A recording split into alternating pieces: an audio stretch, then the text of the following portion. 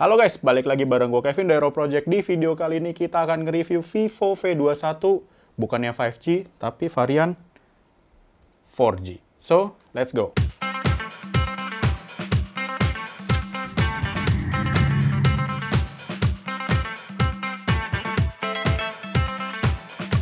Oke, jadi Vivo V21 yang 4G ini tuh ya merupakan saudara dari Vivo V21 yang 5G dengan beberapa pengorbanan yang sedikit di-downgrade dari si Vivo V21 5G. Dan otomatis harganya pun lebih murah dari versi yang 5G. Jadi kita bahas dulu soal desainnya. Nah, desain si Vivo V21 ini tuh sleek banget, kemudian berasa ringan, tapi at the same time tuh pas dipegang tuh mantep gitu loh. Dan juga di belakangnya ini dia menggunakan pattern kotak-kotak atau diamond. Jadi warna yang gue pegang ini tuh diamond flare namanya. Jadi dia tuh warnanya tuh agak sedikit biru, kemudian agak sedikit pink, dan juga ketika dia kena cahaya tuh warnanya tuh lebih glowing gitu.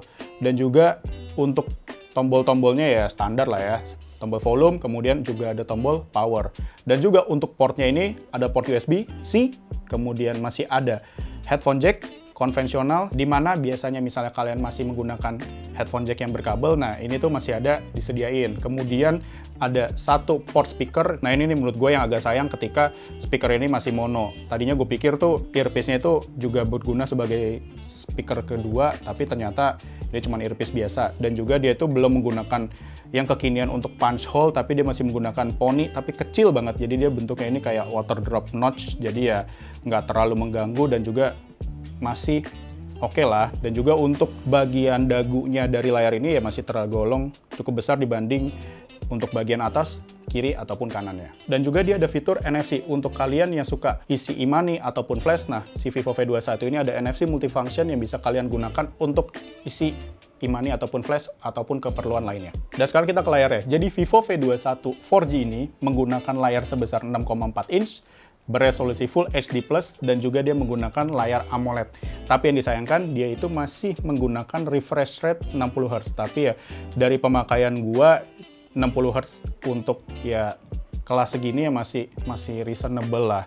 Nggak yang lagging gimana gitu. Dan juga 60Hz ini ya otomatis pasti lebih irit baterai dibanding 90Hz ataupun 120Hz. Dan juga dia udah menggunakan AMOLED, jadi otomatis lebih irit. Ngomongin soal irit, jadi Vivo V21 ini menggunakan baterai sebesar 4000 mAh dan juga dia udah support untuk fast charging 33 watt. Jadi menurut gua 33 watt ini udah cukup banget untuk kalian yang daily use, karena untuk setengah jam dia bisa achieve sekitar 50-60%. Nah itu udah oke banget nggak sih? Jadi apalagi ya untuk aktivitas sekarang yang banyakan di rumah, kemudian ya kalian nggak perlu in rush, butuh ngecas yang cepet-cepet. Nah menurut gua ya sih 33 watt ini udah cukup oke banget, karena ya handphone gue yang lain aja masih 20 watt. Dan juga gue matiin biasanya untuk fitur fast chargingnya, karena kasihan kepanasan. Jadi menurut gue dengan 33 watt fast charging dan dipadukan dengan 4000 mAh baterai, itu tuh udah cukup banget untuk menemani keseharian kalian. Dan juga ya tadi gue bilang, dia itu menggunakan layar 60Hz dan juga AMOLED, ya otomatis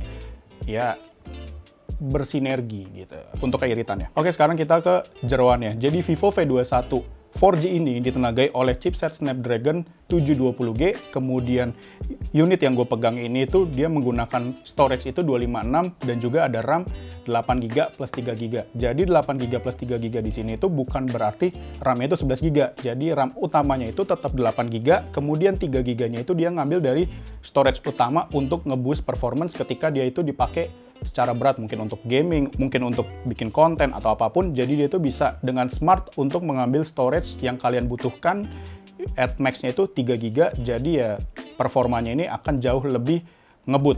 Dan juga untuk gua yang jarang ngegame yang gimana-gimana banget, biasanya gue cuma main yang ringan-ringan dan juga ya seberat-beratnya game Marvel Future Fight, itu tuh menurut gua ini udah oke banget, karena ya dia bisa ngatur panasnya tuh nggak yang over banget. Dan untuk gue yang biasa main paling juga setengah jam, paling lama 1 jam, dia tuh nggak yang panasnya panas banget gitu loh. Jadi menurut gue dengan chipset jeroan yang seperti itu nih, si Vivo V21 ini tuh bisa maintain untuk kalian yang memang main game yang nggak terlalu berat kayak gue. Kemudian untuk performance-nya pun juga oke banget untuk ya kalian mau sosmedan, kemudian kalian mau YouTubean, ataupun kalian ya bikin konten foto ataupun konten video, menurut gue ini udah oke banget. Dan kemudian untuk operating systemnya ini, Vivo V21 4G ini tuh menggunakan Android 11, dan untuk security-nya menurut gue ini udah lengkap banget karena dia udah ada face unlock dan juga fingerprint under display, yang dimana keduanya ini menurut gue untuk unlocking-nya itu cepet banget. Jadi